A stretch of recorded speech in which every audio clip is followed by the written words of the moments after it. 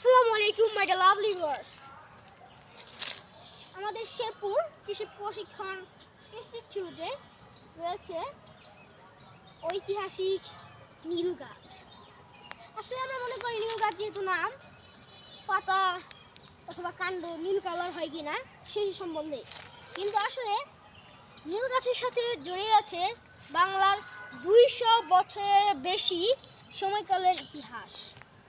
British নীলকরদের বিপক্ষে বাঙালি কৃষকেরা নীল বিদ্রোহ করে।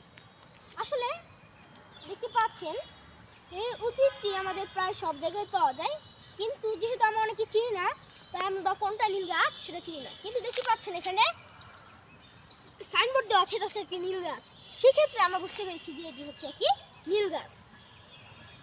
এই ঐতিহাসিক নীল গাছগুলো দেখতে যদি আপনি চান তাহলে চলে আসবেন শেরপুর জেলার কৃষি প্রশিক্ষণ ইনস্টিটিউট জমিদার বাড়িতে।